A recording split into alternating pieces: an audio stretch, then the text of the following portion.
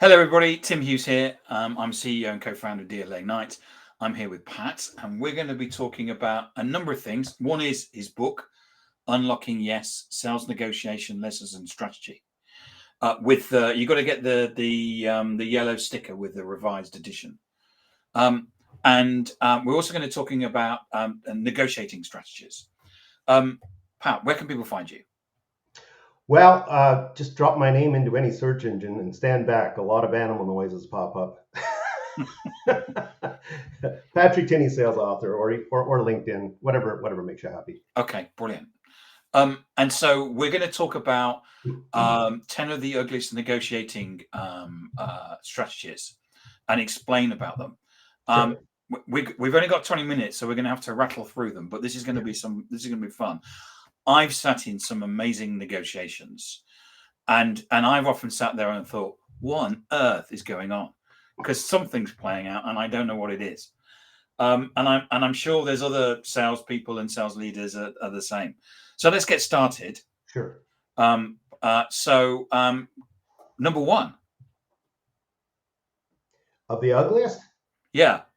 Oh my God. So in your list, you've got buyer creates a bidding war with an account review. Let's start there. I think that's important because I think that's the one that the sales universe will gravitate to quickly. In short, if the buyer puts your piece of business up for review, it generally is signaling three things. One, you don't have very much time at all. There's been a strategy change in the company, or there's been a management change. It's generally not quality, believe it or not. It's a strategic change. And when all else fails, first of all, you got to get a hold of everybody in that company and see what's wrong. If you can figure it out. If you can't, get your president to call their president. It's the smartest thing in the world to do because it's collegial at that point. But I'll tell you, it's brutal. And time compression, it's like an hourglass, and you got to get all over it. Because normally what they'll do is they'll bring you in and they'll file you in and then say, we need 10%, 20%, 30%, or whatever off your prices.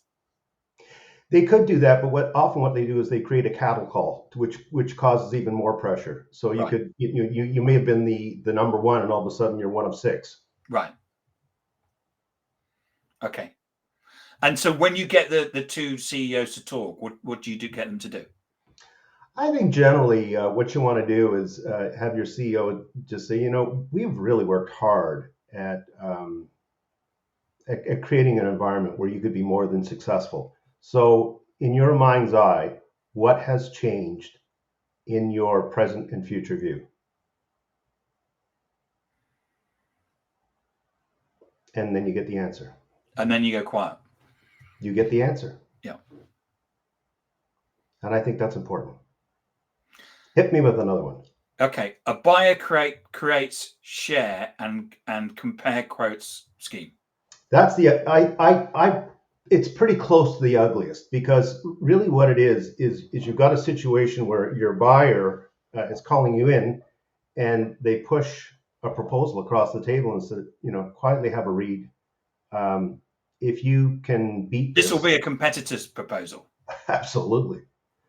Somebody's just come in and they've dropped this on my lap, and they're looking to undercut you. Do you want to beat it, or what do you want to do? And the problem is you're basically having to buy your own business back, or you're buying a piece of business that is edgy, because if they're willing to share your competitor's proposal, what will they do with your proposal? Mm-hmm. Your business is always for sale. Yeah. You can't. I would never take my best creative ideas to a buyer like this, ever. Because they'll share them with the competition. Yeah. And you've walked away from business in this situation, haven't you? Absolutely. Yeah. Yeah. I did it with Walmart. I walked from Walmart. I'm one of the few people in the world that that has walked.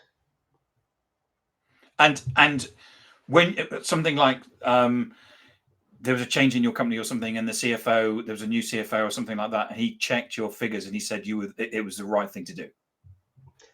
No, they hated me. I I was beaten severely. I was strapped daily for about 3 years until a new president showed up in the West Coast. It happened in Victoria. And he called up and he says, "Who's responsible for this deal?" I said, "Not me." He said, "Who made the Walmart decision?" I said, "I did." And he goes, "Brilliant." He says, "Thank God you had the courage." Right. Number 3, the secondary target strategy. Oh, I love this one. This is like you're staring at beautiful Italian art, a sculpture. David. So what it is my friend Steve Kosick was the guy that I first saw it happen with at the Hudson's Bay Company. And what he was doing was he was shifting away from on-page advertising into flyers, but it was a transitional thing. And the first time I saw it, what he did was he beat us up on the on-page rates for days. Like he just dragged it out. And then finally he said with exasperation, he says, "I'm going to sign this contract, but you guys are just ripping me off." And we said, "Well, now we got to talk about the flyer distribution rates." He says, "You have been so horrible on that first round of negotiations. There will be no discussion about flyers. You send me the bloody contract, and if I see anything wrong with it, I'm just going to cross it out and I will sign it. But don't even talk to me about insert rates. You just beat me up so badly." Well, it was such a joke because the inserts were really what he was focused on. So he was trying to just hold that rate in stasis. It was lovely. It was Nice. beautiful. Nice. Beautiful. Yeah. Yes. Painful, but lovely. And to think that, people think that they go into these negotiations and it's all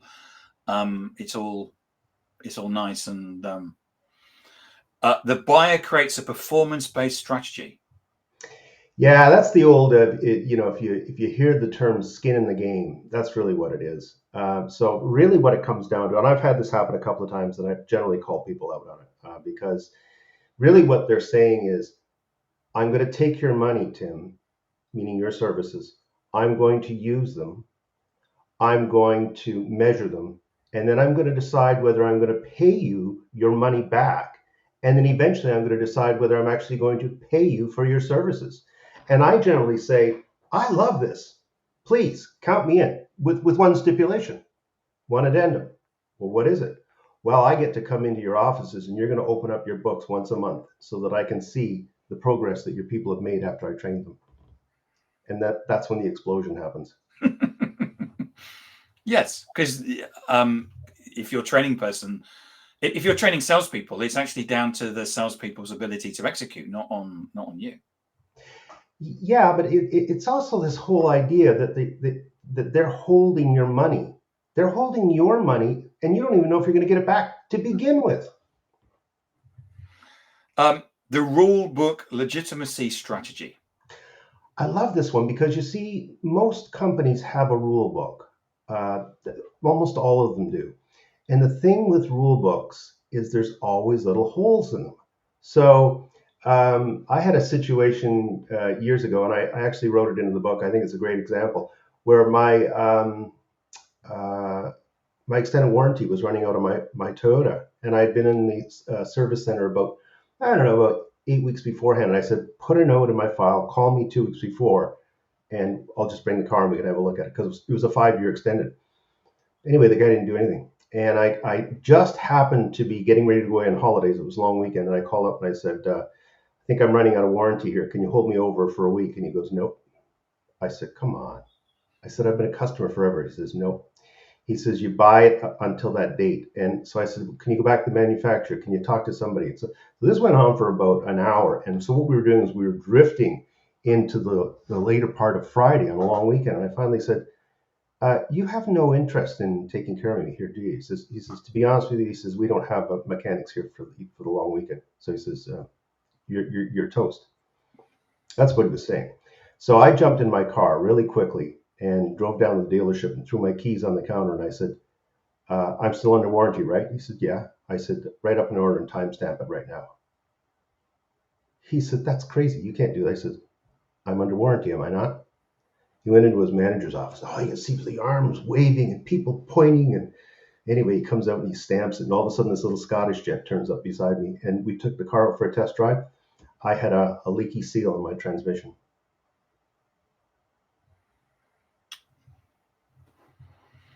You And you got see, it fixed. you see, with a rule book, it has great benefits. The only problem is if you can find the hole in the rule book, you can bang somebody over the head with their own rule book, and then what do? The burden of proof strategy. This is a hard one, I think, because really what they're doing is they're calling your brand into question, your execution, your quality. And they're really what they're doing is they're questioning the quality triangle, whether you can deliver on time with quality at the right price. And if you've been around for more than a decade, you've got like hundreds and hundreds and hundreds of customer cases and, all kinds of recommendations and testimonials. But they may do it anyway. And so what you do is you say, all right, so we'll do something like this. We'll do something. But my recommendation is, so they don't understand your profitability, almost give it to them. Not give it to them, but go below what would be considered any kind of a normal rate and say you get one chance. And by the way, we're going to do it over in this little corner. So you don't get the full suite. Take me through that again. Well, the idea is to give them a sample Right. of your services, but not the whole ecosystem. Okay. So take them over into a corner of your ecosystem and say, all right, so let's put the flashlight on this, measure it. And by the way, Like a pilot. Well, sort of like. Yeah. But you see, the question is not that you're an unknown, because you are known. Yep. The question is, will you proof up under rigor? Right. And so the question is rigor. I can beat that every day of the week. So the reverse auction strategy. So that's an axe fight. Going with a big one. So really what you're doing is it's kind of like Gladiator. There's usually about a half a dozen participants. You're all sitting around in some very hot room with stacking chairs, and you get called in one at a time. And you see the guy stagger out of the meeting. Okay, next up. And then it comes down to 4 of you, then it comes down to 2 of you, and in the end, you're buying the business. Well, that's crazy. That's nuts. If you go into that, really what you're doing is you're saying, I need a piece of business that will keep the troops fed. That's all. Yep. Not going to make any money on it. And that's crazy. I've seen companies do it. I actually walked away from a company who operated that way. I just said, I can't fix you. You're so broken. I've been in situations where people promise things that they couldn't promise just to get the business. And then that company went bust, and 5 years I was back in there basically selling them a system. The only issue I have, it was public money they were dealing with. Yeah, you've really got to be careful. The company that I was involved with, they had this mindset that if they could get the customer to like them enough, then they could raise rates over time. Okay. And I thought that was stupid. I just thought, you can't control raw material costs. The stick and carrot strategy. So you see a lot of this in the diplomatic world, but believe it or not, it happens quite regularly in the corporate world, and it generally is about rate. And so there's one of 2 ways of looking at it. One is that you're buying your own business back because they're saying, I'm going to pull all the business unless I get a lower rate. What I do is I generally say, tell you what, we'll have a look at the rate, but you present the following markets to me as a competitive quote, so that I can quote on these markets and justify lowering the rate in the others. So I'm growing the pie, and that smooths everything out. So in terms of you're lowering, but you're increasing what you're Correct. you're selling. Yeah. The bonus round strategy. Oh my God! Back to my friend Steve Kosick. This is what I call the confusion negotiation. It's totally confusion, and he would do it. He wouldn't do it with me. But I'd be bringing my guys in from, say, Calgary, Edmonton, Montreal, Vancouver, and they'd all come in, and the Hudson's Bay Company, their annual budget was $100 million. That's like 20 years ago. So you can imagine what it would be today. And they were so desperate to sell something to the Bay, right? And Steve was notorious. And so he would almost get to the point where he was going to sign. And then all of a sudden he'd drop his head and he'd go, oh, God, I just don't know if I can play. Start lifting up papers and looking at documents about, oh, Jesus, what am I going to tell the guys upstairs about this? They're going to kill me. I don't know, guys. And he whispered to himself. And all of a sudden, the person on the other side's just like, they've got the contract. It's literally sliding across the desk. And they can't help themselves. And they say, Steve, I think we've almost got a deal here, but you look troubled. What can we do to help you? And that's when Steve would lift his head and say, what do you got in mind, boys? And that's where he always picked up extra points or extra value. I talked to him years later on a golf course, and I said, okay, let's talk about the confusion move. And he goes, oh, he says, Pat, he says, inside the company, I referred to it as the bonus round. He said, honest to God, it was like free money, and I made my company millions and millions of dollars, and that's how I made my bonuses every year. So I actually named my third book The Bonus Round.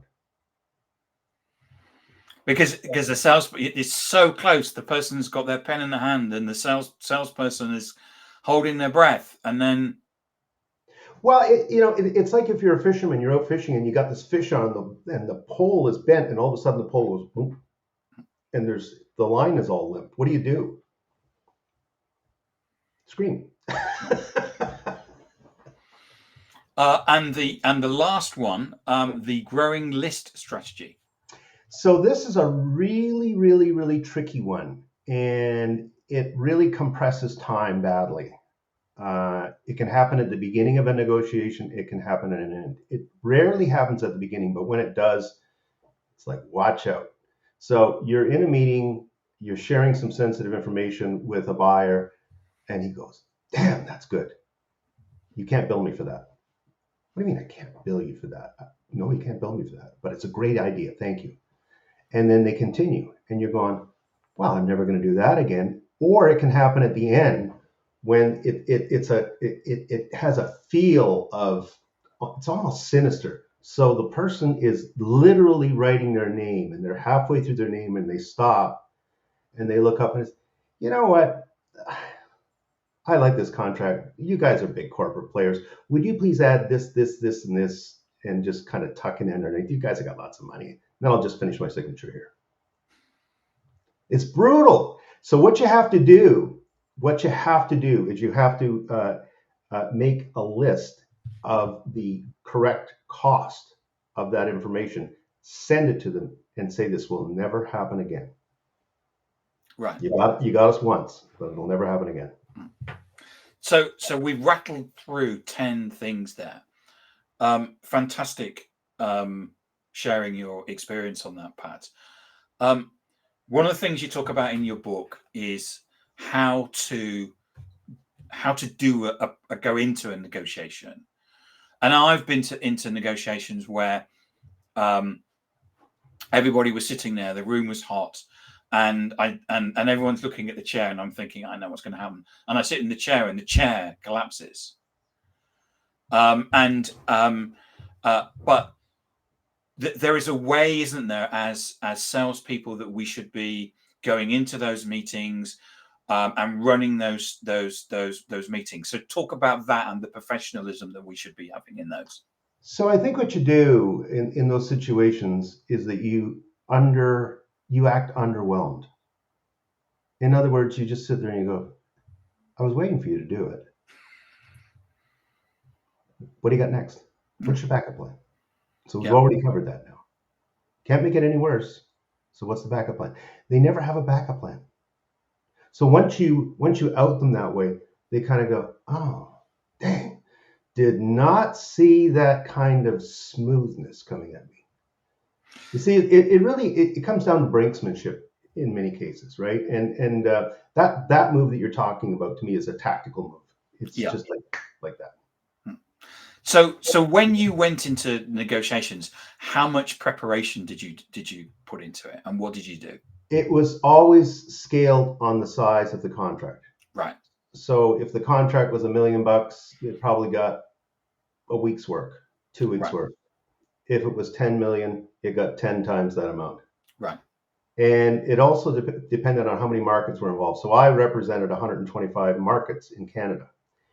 Now, the strangest thing is it's not the price. So I would do all kinds of cost modeling. So I Yeah. would know exactly where my profitability was, because I was one of the few guys that went out and looked at all the machinery, talked to everybody how they allocated costs, et cetera, et cetera. I actually created the first of its kind study within the company, because everybody was allocating costs differently, and it made no sense to me. So the long story short is, the strangest thing of all is you have to understand the economics and the geography, the growth potential, the ECDEV, economic development potential of the market, and that dictates so much. Right. Okay. So it's not just about about today and the profitability, but it's also about the future and the possible growth. And the way that you're able to do what I would call a reconciliation of the market. In other words, if they say, all right, tell me about this piece of the market, tell me about that piece of the market, tell me about this piece of the market, and they start to unbundle it all, you have to be prepared to reaggregate it. Right. And have it make sense with them in a really simple language. See, I think a lot of people try to sound brilliant. I try to sound like a farmer leaning on a rock fence. Right. Simple. Did you notice in my book there's hardly any long words? Yes, I did. Yes. It's odd, isn't it? No. It's very easy to read because there isn't any long words. I mean, there's no bullshit in there. You don't have to read anything twice. Yeah, there's no fluff. There's no, because some people like fluff books out, and there's none of that in there at all. Yeah, the thing is that my lifetime deal book, without talking about management, was around $400 million. And then I was in management for about another 15 years, which if I did all the strat planning, product testing, product launches, et cetera. So if I added all that in together, I mean, the insert distribution business, when I took it over, was 40 million. By the time I finished with it, it was 115 million and being covered by New York stock markets. Pat, thank you so much for coming in today and talking about negotiation. It's not something I've covered, and I've done, and I've done five. You're my 520th interview. Wow.